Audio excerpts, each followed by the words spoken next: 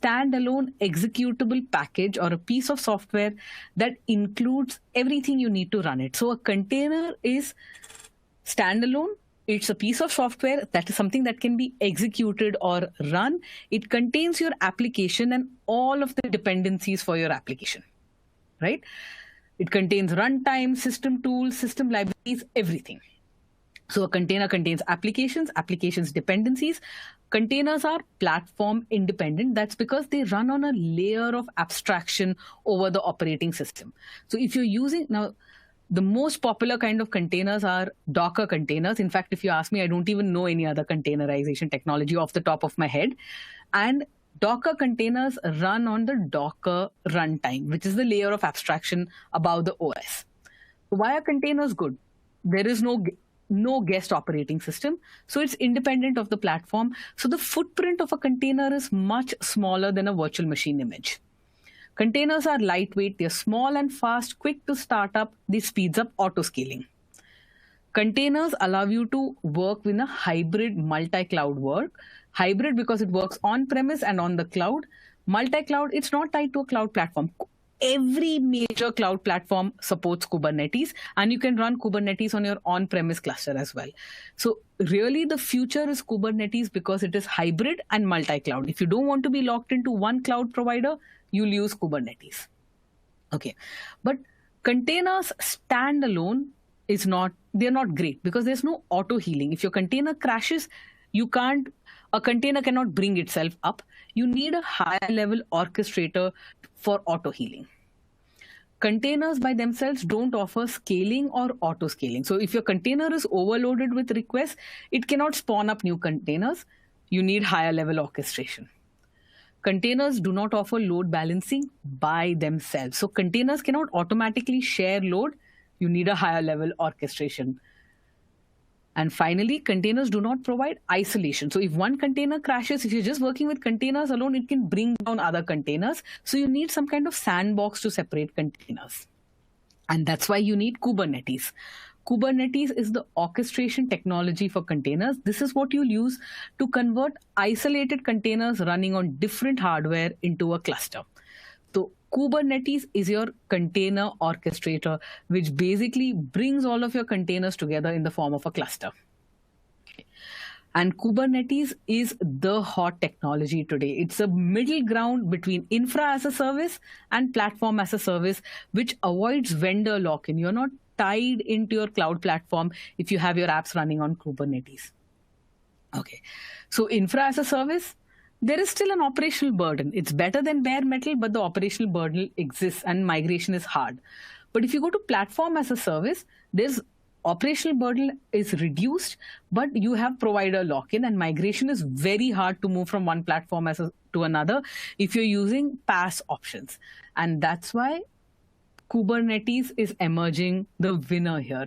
You have containers which make up container clusters, and you use Kubernetes as an orchestrator to orchestrate your applications running on a container. Okay, so what does Kubernetes give you? It gives you fault tolerance, right?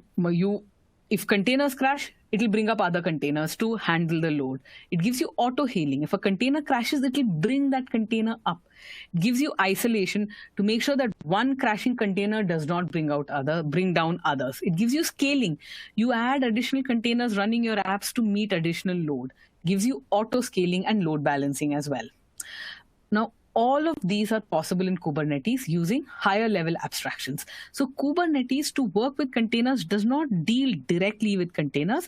It has objects which form abstractions above containers, and each of these objects add a specific kind of functionality or feature, allowing you to deal with all these containers. Okay. So when you're working with Kubernetes on the GCP, you'll use GKE, or the Google Kubernetes Engine, right? So this is the service for working with Kubernetes clusters on GCP. This runs Kubernetes on Google Compute Engine virtual machine instances. There are many more abstractions and a lot more support than just using plain Kubernetes on premises. So GKE is Kubernetes ++. You have a nice web console. You'll not have to write a single YAML file. it's really much more powerful than Kubernetes, which is available like plain vanilla. Okay. Google also offers something called GKE on-prem. This is part of the Anthos platform for hybrid clouds in Google. This provides tools, integrations. Basically, it allows you to view as a single unit Kubernetes clusters on the Google Cloud and on-premise Kubernetes clusters. It allows you to view them as though they are all running on the cloud. So there's a single unified view. When you use GKE on-prem on your on-premise Kubernetes clusters, and you'll use GKE on the cloud, and as a part of Anthos, you'll have a unified view of these. Okay. So Kubernetes clusters have a master node and worker nodes. This is a standard master worker setup. The master node, one or more nodes in your cluster, that a node here is a virtual machine instance, is designated master. This is the unified endpoint. So when you run commands on your Kubernetes cluster, you're actually interacting with the master node. You can also have multiple masters for high availability, and you control the Kubernetes control plane from the master. So as a user, you interact with the master node, and the master node then talks to all of the worker nodes and spins up applications within containers on the worker node. So containers run on worker nodes. So nodes here basically refers to the server which runs your containers. So they are on-premise machines, or if you're running Google Kubernetes engine on the GCP, these are GCE or Google Compute Engine virtual machines. Yeah. All these nodes, they run all of the services needed to host Docker containers, and they communicate with the master. Right? Now, node pools on the GCP are a subset of node instances which have the same configuration. So your virtual machines which have been set up using the same configuration together make up node pools. Okay. Now, when you set up a Kubernetes cluster on the GCP, you have your virtual machines run a special operating system to run these Kubernetes nodes. This is called like a container optimized OS. This is container optimized OS that you'll run. This is a special operating system specifically meant to run Kubernetes nodes. Okay. So Kubernetes does not interact directly with containers. Instead, it uses a number of higher level entities called objects. And these objects are responsible for applications with different characteristics. So granular containers, that's the core. That's what is running your application. And there are different abstractions on top of these containers. And these abstractions give specific characteristics to your workload. So all of these abstractions have associated YAML files. And these YAML files are specification files for your objects. So you have the current state of an object. Let's say you want to, we'll come to some of these objects in just a bit. So you have the current state of the object, and your YAML file specification says, this is what I want my object to look like.